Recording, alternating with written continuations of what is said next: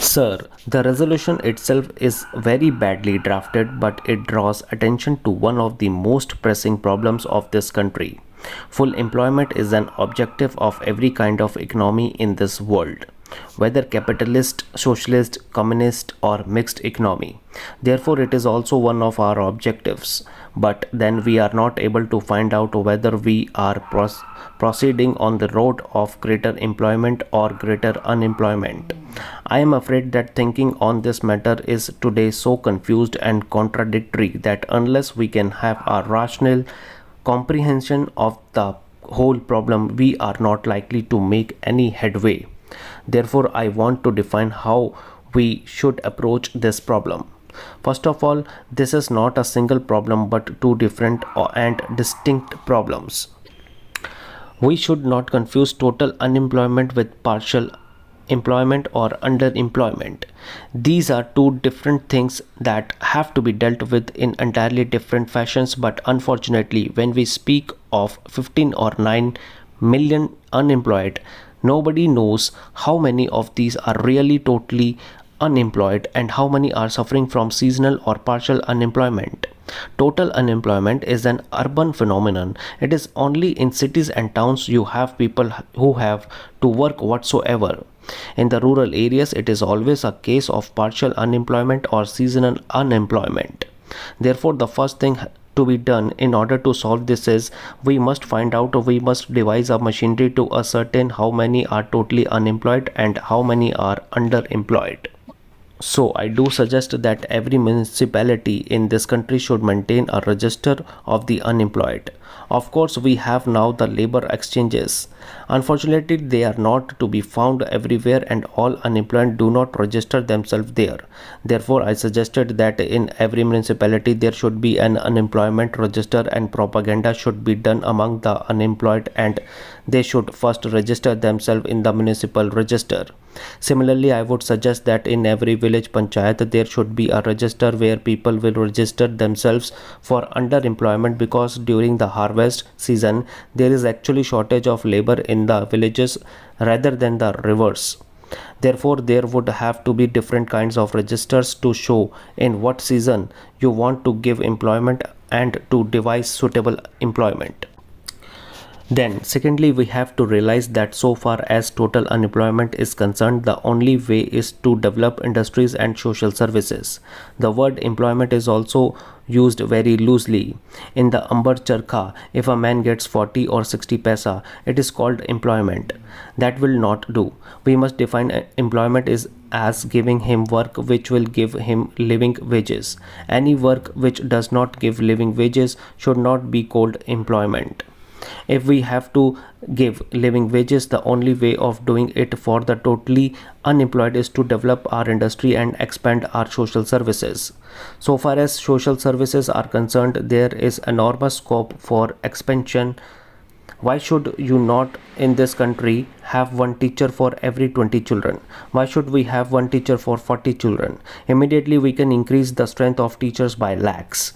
But the real difficulty is we have to pay them, and therefore we are now caught in a dilemma. Without increase of wealth, we cannot increase the social services. Without increasing the social services, we cannot give sufficient and adequate employment for the totally unemployed in the towns. Therefore, the development of industries is essential. Without the development of industries and social services, the problem of total unemployment cannot be solved. Therefore, it is no use blaming the planning commission or anybody. Of course, some kind of temporary employment can be devised by such ways as asking the man to go and dig the high level and make it low level and give them some temporary wages, but they will be only waste of scarce resources, and we shall not be solving the problem of unemployment. Therefore, a faster development of industry and out of the surplus proceeds of industry, a quicker development of the social services is the only possible solution for total unemployment. For partial unemployment or underemployment in the villages, it has to be solved in a different way. Intensification of agriculture is bound to increase employment. For instance, wherever there is single crop, if we can introduce double crop, the total amount of labor required will be doubled. Therefore, conversion of single crop lands into double crop lands and providing irrigation and other facilities for them is one of the certain methods of solving this underemployment. Again, many traditional services such as the annual repair of irrigation tanks, canals, etc. have lapsed. We must resume them. I am sure they will give at least an average of 20 underemployed workers in the villages, further worsening the unemployment problem in the country. Mr. Vice Chairman, sir, at the outset, I must express my thanks to the honorable members on both sides of the House who have participated in this discussion on the 6th 5-year plan document. Honorable members will very kindly appreciate that within the short time at my disposal, it will not be possible for me to clarify all the points which they have raised during the course of the discussion. I am going to confine my remarks to certain important aspects of the discussion, though I have taken note of almost all the points which honorable members made during the course of the discussion. At the outset, I must also say that one of the honorable members was pleased to ask what is the purpose of having this kind of discussion 1.5 years or almost 2 years after the plan has started. I do not know whether honorable member do recollect that my predecessor Mr. Tiwari had circulated a note to all the members of this house, particularly about the 6th plan framework, and he expected that the honorable members will be able to send their remarks to the minister and also to the planning commission, so that before the draft document of the 6th plan is prepared and finalized, their views could be taken into account. How many members sent this kind of information is a matter which will have to inquire into, but that exercise was gone into, and now the plan was finalized in February 1981, and thereafter we have taken the earliest possible opportunity to see that the plan is discussed in both the houses. Sir, I am aware of the fact that the international situation and also the internal situation in which this 6th 5-year plan has been finalized will definitely have some kind of impact on the plan document as it was prepared, and how we will be succeeding in trying to avoid the adverse effects it might have on the achievement of the fiscal targets that we have set for ourselves at the end of the 6th 5-year plan. Sir, there are 3 points which were mentioned by all the honorable members.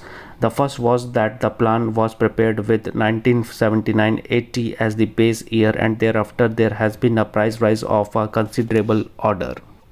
Sir, the first thing which I would like to clarify is about the inflationary trend which has set in. One of the honorable members, Shri Shankar Ghosh, a very experienced member of this house who had also been in the planning commission and knows the intricacies of how the things are being worked out, has been pleased to state here that the rate of inflation is very high, and added to that the balance of payments position is going to be very bad. Compared with the percentage that we have worked out for the 6th plan as a whole for imports, for the first year the import bill has risen very high. Then how is this assumption going to be correct?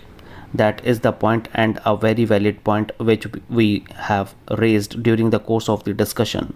Sir, he also mentioned about the honorable members making his speech at Kanpur, wherein he seems to have made a reference that a little inflationary trend is a kind of a stimulant to the economy. Sir, the inflationary trends we cannot view in isolation. Honorable Shri Shankar Ghosh will definitely agree with us that there are 2 factors which will have to be taken into account. The first factor is the international situation which is now obtaining. Secondly, whether we like it or not, we have to import the oil products. If they are to be imported, can we take a serious view of the situation? That is a thing which I am sure most of the honorable members will be able to appreciate.